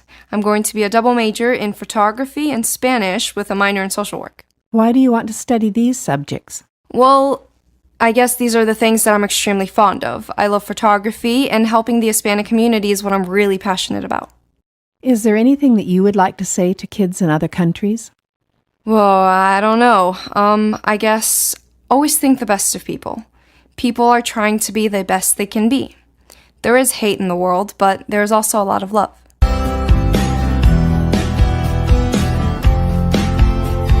What have you been doing this week? I came here to the park yesterday afternoon, and we slept here last night in that tent. It's like the kind they used in the Revolutionary War, but a little bit bigger, because people then were shorter than they are now. What do you do while you're here? We pretty much cook over the fire. I've been playing the drums, hauling wood, and throwing a tomahawk. What's a tomahawk? It's kind of like an axe. It's got only one sharp edge. You try to get it to hit a target. Are you good at that? Oh, yeah. What kind of a shirt are you wearing? It's a shirt they would have worn in the 18th century. How about your shoes, your socks? Yeah, everything I'm wearing is like clothes they wore in the 1700s. How long have you been doing reenactments? Pretty much since I was born, because my parents are reenactors. We go at least once a month, pretty much all over the state of North Carolina. What did you do the rest of the week? School. Monday we had marching band practice. I play percussion, the tenor drum. Tell us about marching band. There are 91 of us in the band. While we march, we play music and do different formations and stuff. We have formations like boxes and figure eights. We play in competitions and at football games. We've won 41 trophies in competitions. Tell me about your dog over there. Oh, he's a German Shepherd. He's 2 or 3 years old. We found him while we were at a reenactment. He was hungry and didn't have a home, so we took him home with us. When we got him, he weighed 60 pounds, and now he weighs 125 pounds. So he was pretty hungry and thin when we found him. When I wait for the school bus, he goes to the end of the road and waits with me until I actually get on the bus before he goes back to the house. He comes out to the end of the road right about the time school gets out and waits for me to get off the bus. Then he walks home with me. Is there anything you'd like to say to kids in other countries? I guess hi.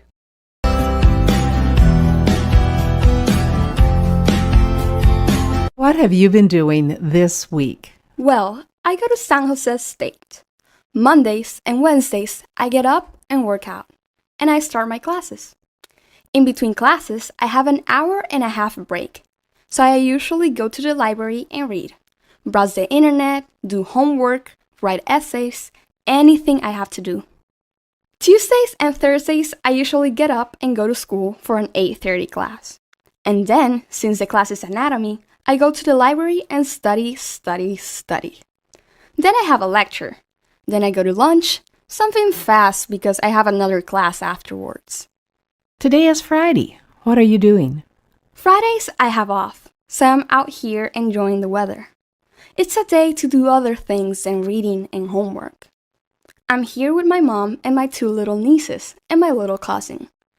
We took them to story time at the library, and then we came here. How old are they? They are 4, 2, and 9 months. What do you do on the weekends? Saturday morning, I go out for a run, see friends, or go to a family get-together. Sunday, I study. What are you studying? Nursing. Why did you decide to become a nurse? When I was 15, an aunt of mine had quadruplets. And seeing her through the pregnancy and going to the hospital when she was there and helping her with 4 kids, I decided I wanted to become a nurse. Before that, I wanted to be a teacher. It changed my perspective. How many people are in your family? My mother's family had 8 sisters and 2 brothers, but I'm her only child. There are a lot of cousins and a whole lot of little girls. We usually try to spend time together and do a lot of things together. Family bonding time, you could say. When I'm a nurse, I want to specialize with kids. Is there anything that you would like to say to kids in other countries? Well, make sure to read and get involved in things so you can pursue a career in something that you're really going to like.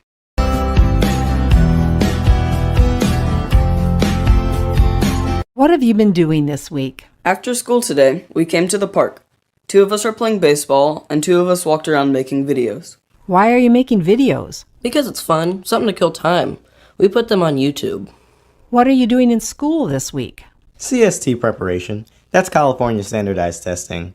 Everyone in 2nd through 11th grade takes the test. It helps decide what classes you get to take next year. The preparation helps us get ready for the test.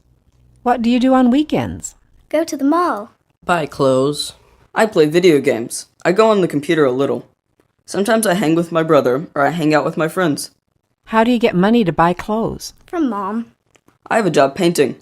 I paint houses on weekends with my uncles, and when I get money, I use it to buy clothes. I work at East Oakland Regional Park. We go and paint benches, pull up weeds, make the park cleaner. I get money and then I buy clothes or food. I'm a junk food junkie. Or I might take these friends to the movies. Is there anything you want to say to kids in other countries? Stay safe. Have as much fun as possible. Learn to turf. It's a kind of dance. Don't go to the bad stuff like drugs or alcohol. Or war. Admire the little things.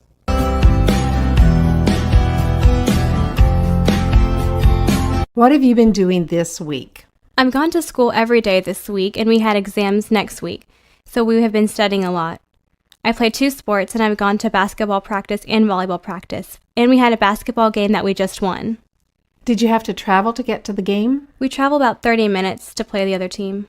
Does playing 2 sports take time? A lot. I usually have 2 hours of basketball practice every day and 2.5 hours of volleyball practice twice a week. What are you studying? I'm in pre-calculus, and I take Spanish 3 and physics. I also take humanities, which is like history and English combined. Is that all of your classes? Yes, ma'am. What will you do this weekend? Study for my exams. That's about all I have time to do. How is your family? Well, my brother's sick. He has a cough and can't sleep well, but we're really okay. Is there anything that you would like to say to kids in other countries? I hope you have a great year, do well, and study hard.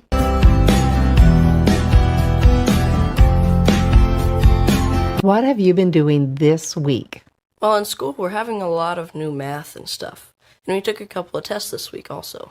What's happening outside of school? Baseball's about to start, and I'm really ready for that. I'm in a pony league, and it's recreational. It's not a very big league. What you do is your parents sign you up and pay a little money for you to play, and it doesn't cost very much. Basketball season just ended, and I was playing that. There are a lot of other teams in that league, and my birthday is in 4 days, and I'll be 14. How will you celebrate? Oh, I don't know. I'll probably go play laser tag or something. I think your parents are divorced. Is that right? Yeah. I live with my mom normally, and every Thursday I go to my dad's for the evening from 6 to 9. Every other weekend I go to my dad's house and stay from Friday to Sunday, and then I go back to my mom's. What are you looking forward to? Baseball. And I'm kind of excited to go into high school this fall. I'm probably going to take a class called Scientific Visualization and Graphics. It's really cool. You can learn how to make video games and stuff. Will you do anything special this summer? Probably go on a couple of camping trips with my family. My mom's family most of the time. We like camping a lot. At the end of the school year, we have a camping trip where there is a 13-mile trail down the mountain. We camp for like 3 days and then go hike down the trail. It's pretty cool. Do you know what you'd like to do after high school? Not really. I have a faint idea. I'd like to go into science or engineering. We did a career finder thing on the computer at school, and it suggested science or engineering for me. The first 4 careers were all kinds of engineering. The 4th was nuclear engineering. Right, as if I'm going to handle nuclear bombs or something. Is there anything you'd like to say to kids in other countries? Just hi, I guess.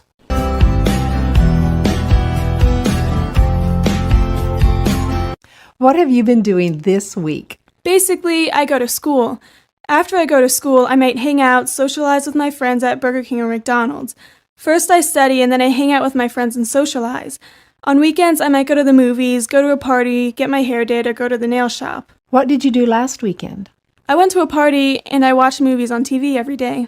What are you doing in school this week? I'm studying biology. We're studying the ecosystem. I don't like biology too much. Actually, I hate it. It's my least favorite class. What classes do you like? I like dance. That's my favorite subject. And math. I have to do a lot of research in dance. Dance sounds unusual. Is it a regular subject? Dance is like any other subject. It's like physical education. We study all kinds of dance, ballet, modern, jazz, hip-hop. We do it and we study about it. I have to do my research on it every day. My teacher gives us a famous dancer like Alvin Ailey. He's dead now, but he founded a famous dance company. I get on the computer and do research on him and his dance company. We have questions like, what kind of positioning do they use? What kind of energy did they use?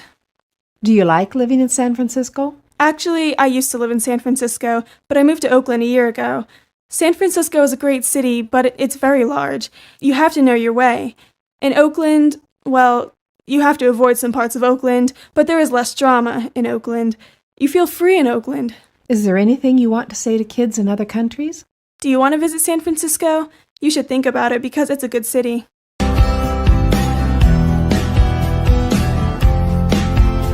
What have you been doing this week? I've been sort of preparing for finals, finishing up work, trying to balance the things I need to do with the things I should do. I need to do things like studying for a test now or getting in assignments that are past due. And I should do things like exercising or catching up on things that will help me up ahead on tests in the future. I've been trying to work on a big English assignment and prepare for finals. I stayed up all night trying to finish, as well as preparing for a performance on the clarinet. Have you been doing anything else? I've been trying to get a basic draft of a book I want to write. I feel like the essays you write at school are constricting. This is writing I enjoy doing. It helps me relax and wind down. What do you want to do after high school? After high school, I want to go to a university and get a doctorate in some kind of science. Right now I'm aiming for entomology, the study of insects, especially ants. That's my passion. I'm really interested in the complex societies they form and how they work together. If you want to get me talking, ask me about ants. They have really complex and diverse societies. They're the most complex of all animal societies. It's ants, not elephants or primates or monkeys, that are the closest to human societies. I know that when you were small, you had serious health problems. Your parents had to take you to the hospital really fast many times. Is that still true? I still have health issues.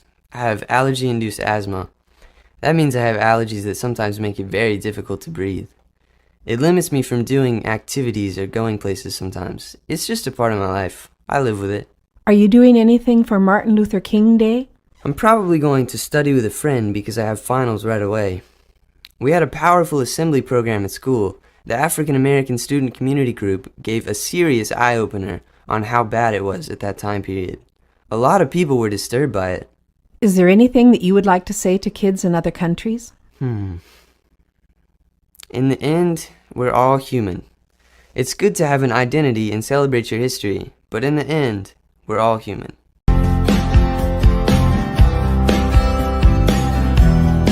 What have you been doing this week? Let me think. I go to school. I had soccer practice, only once a week because it's winter.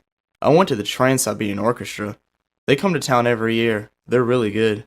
What kind of music do they do? It's like rock, but it's like Christmas too, sort of. It's a really good show. They've got lasers and pyrotechnics. I also went to church and choir practice. I do the soundboard most of the time. What are you studying in school? I'm taking pre-calculus, AP European history, band, English, French, chemistry, and environmental science. What instrument do you play in band? I play the bassoon for a concert band. For marching band, I play the tuba. They're completely different instruments. You can't march with a bassoon. What do you study in environmental science? So far, we've studied a lot about weather and weather patterns. We also learned about earthquakes and tornadoes and that sort of stuff. What will you do after high school? I plan to go to college. I'm not sure what I'll go for yet. Probably something in science because I enjoy science. Is there anything that you'd like to say to kids in other countries? I think that a lot of the things that the rest of the world thinks about America that they get in movies or on TV, from reality TV shows and things like that, don't really portray American life. We're probably not that different from you.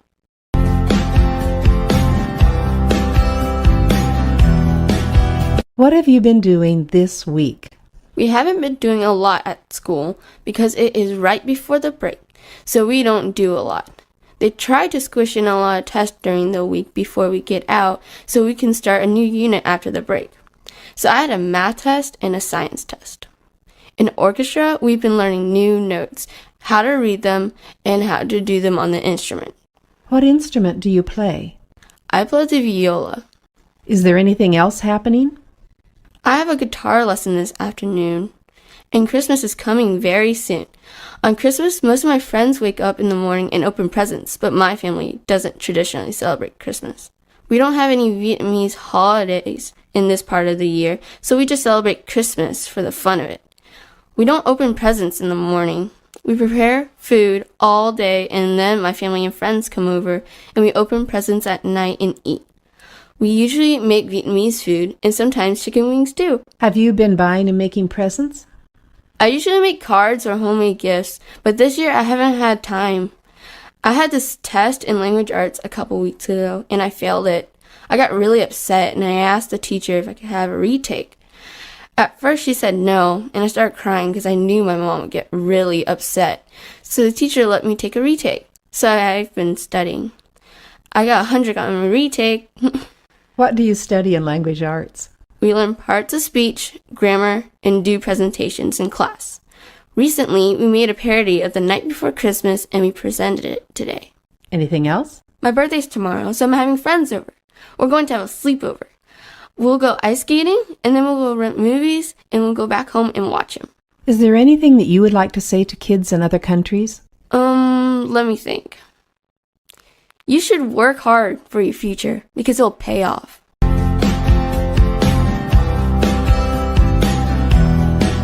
What have you been doing this week? Well, exam time is coming up, and I've been trying to study hard for them, taking notes and all.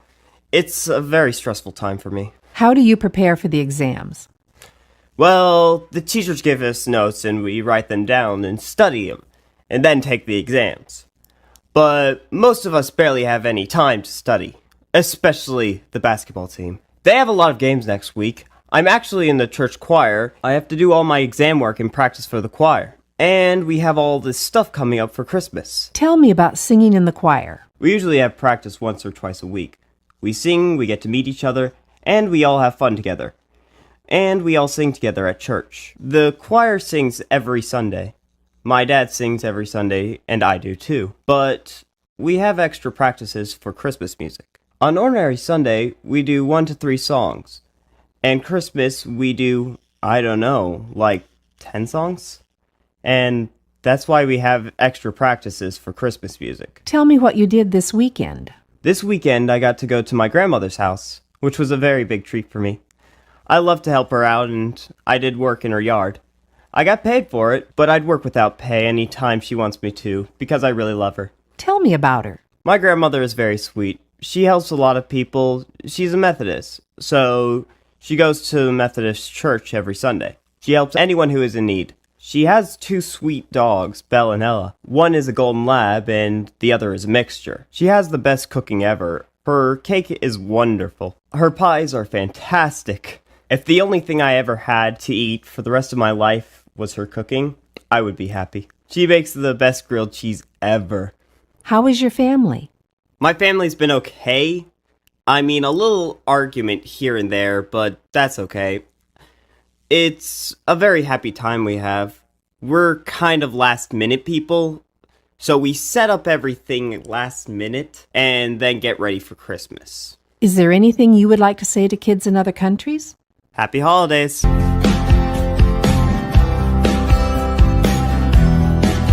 What have you been doing this week? Well, I've been going to Glee practice to perform for a winter concert. I've been doing a lot of homework, and I'm going to piano practice later today. Tell me about Glee. It's this group of people who sing and dance the songs for the season, or whatever we like. Songs from the 50s, back in the past, or modern music.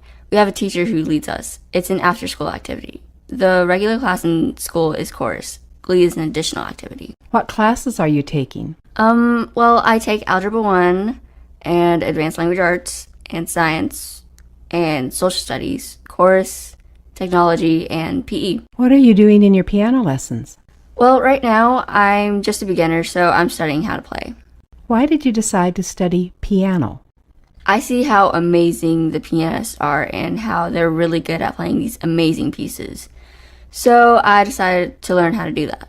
Did you celebrate Thanksgiving this past week? My sister and I celebrate Thanksgiving with our family that came around the state. Some of our cousins are in college and they came. We ate turkey, of course, and corn, mashed potatoes, gravy, and these special Vietnamese chips. They're hard to describe, though. What are you going to do this weekend? I'm going to my temple and practice dancing for Vietnamese New Year. It's in February. I go to, a Buddhist temple. We have lots of different celebrations. How many people in your family can speak Vietnamese? Basically all of us. The kids are kind of losing the Vietnamese culture, so we're trying to keep it up and keep up with their Vietnamese. Do you know what you want to do when you're an adult? I really don't know. I'm still trying to decide, but I want to do something that helps other people. Maybe a nurse, but I'm not sure. Is there anything that you'd like to say to kids in other countries? Well, keep learning and have a good education so you can have a good future in life.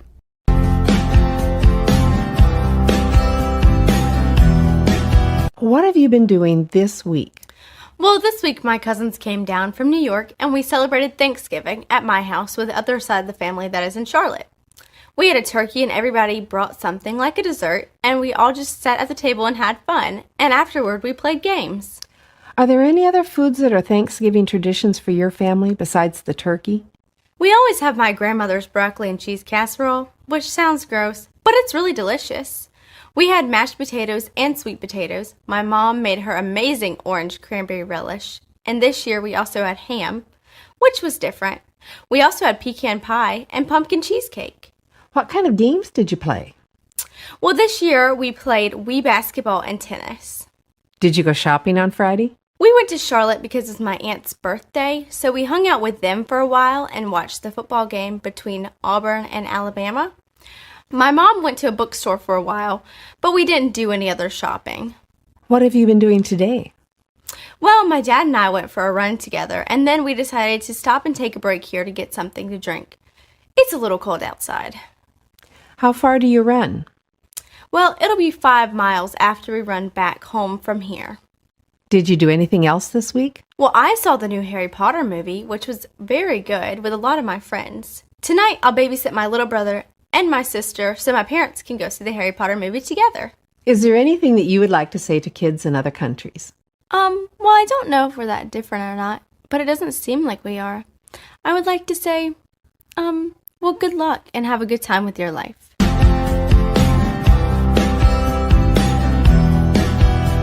What have you been doing this week? We're on a school field trip.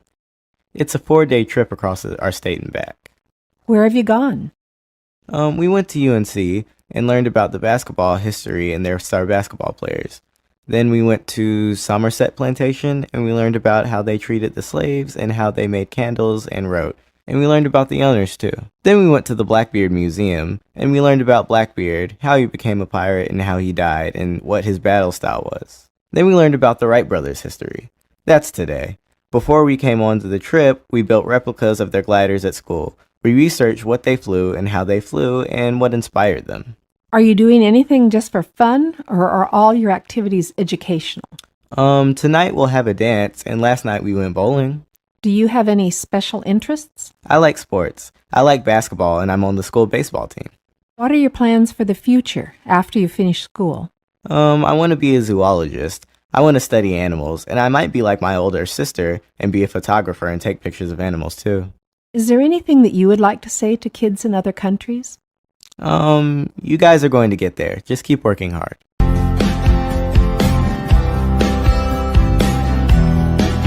What have you been doing this week? I've been going to school and playing outside with friends mostly. What are you doing in school? We just finished our end of grade tests. School ends in 2 weeks. What do you play when you play with friends? I play football, soccer, basketball with the guys in the neighborhood. We play at Evan's house. He has a basketball hoop in his yard. And I see a fishing pole in your hands. Yeah, I like to go to the pond and fish. I normally go about once a week. I usually catch a few. Today I hooked 5, but they all got off. But I did catch 2. It really keeps you going. It makes you think, I really want to catch that fish. My dad loves to fish, so he taught me. I don't think you've always lived in this neighborhood. Is that right? Yeah, we lived in Switzerland for 2 years. I liked it, but I like it here more. There's more stuff to do here, more entertainment. But it was fun in Switzerland.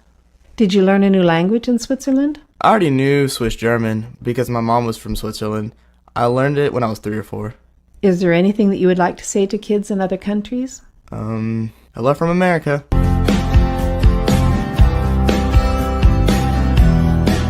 What have you been doing this week? Well, this week I've been focusing on trying to get my extracurriculars started because the year has just started and I've been trying to study and getting my grades up this year. What kind of extracurricular activities do you do?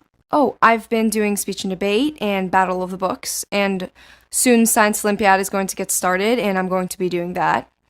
And in addition, after school, I also have a Jewish youth program that I do, and I help with the kids in Sunday school at Temple. I'm basically like a teacher's assistant. And what is Battle of the Books? Battle of the Books is a school club that is focused on a competition with a list of books that we get every year, and we compete on our knowledge of the books. What kind of books? Well, this year there are 15 on the list, and I just started reading The Bell Jar by Sylvia Plath. And the list is mostly fiction, but there is some nonfiction in there.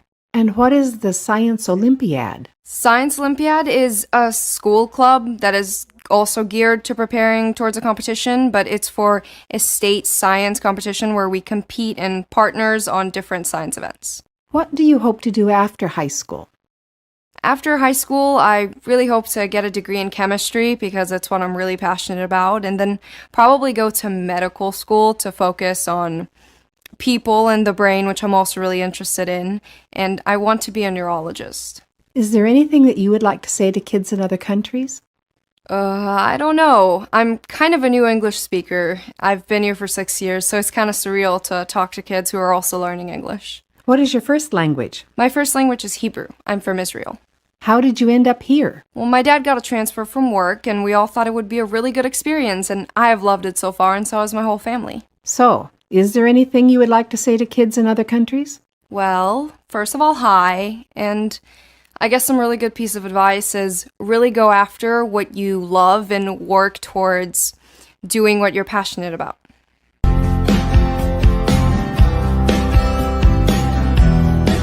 What have you been doing this week? Different week than usual. Last Friday, my school orchestra went to Atlanta, Georgia, where we went to perform in a competition, and we went everywhere in Atlanta after that. We went to the Hard Rock Cafe and even got to listen to the Atlanta Symphony. It was like a 2.5-hour performance, but they were unbelievable. It was great. The next day, we attended the actual competition and were ranked as being superior, which is the best ranking, of course.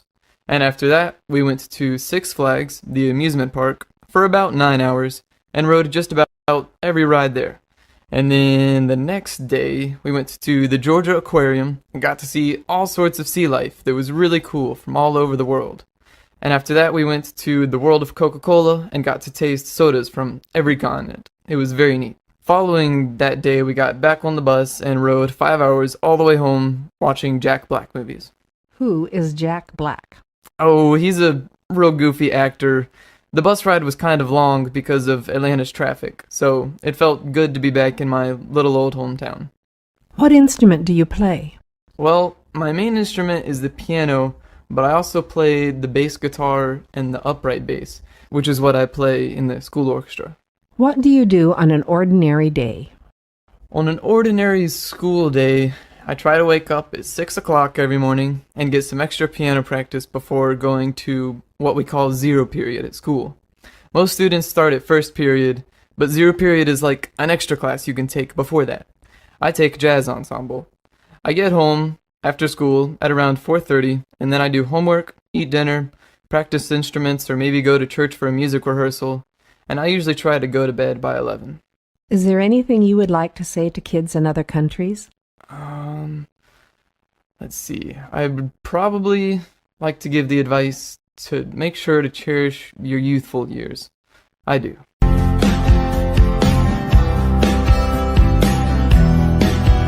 What have you been doing this week? Well, this week I started with having a day off on Monday, but I've been doing a lot of calculus homework the entire week. I was lucky enough to go to a conference today on women's philanthropy, and I was so excited to meet a lot of people who are involved in supporting many philanthropies which deal with feeding the hungry in my area. Why did you get to go to the conference? I got to go to the conference because I am on the service council at my school, and I was one of the 10 in the county who was invited. I was able to meet Barbara Bush's granddaughter, and she was speaking about her charity that she has had for about 10 years, which is called Feed, which basically feeds hungry children in America as well as around the world. What does the Service Council do? What the Service Council does is try to get my school united in doing service projects or raising money for local food banks. We also put together Christmas care packages for abused as well as neglected children. What did you do for the Labor Day holiday? For the Labor Day holiday, I was doing a lot of studying to get ready for my calculus and Spanish class. But we also had a barbecue for dinner, and we ate as a family, which is something we always do on holidays and long weekends. Can you tell me a little bit about your family? My parents came to America from India, and they met in college. My grandmother is Portuguese, and I am very close to her. I also have a younger sister named Capri, and she is 15 years old. Does your family have any special traditions? Yes, we have lots of special traditions, and they're really all important to me. I grew up cooking with my grandmother and my mother, so baking cookies for Christmas is a huge tradition. We love Italian food, grilled chicken, and salads. What do you want to do after high school? I would love to go to college and pursue my passions for Spanish, history, and business. Do you have an idea of a career you'd like to follow? I would love to somehow bring all of these passions together by doing a type of corporate job, but I'm not really quite sure yet. Is there anything that you would like to say to kids in other countries? I'm so excited to be able to talk to you guys and share part of my culture with you guys. I hope one day to travel to your countries and to learn a little bit more about how small the world really is.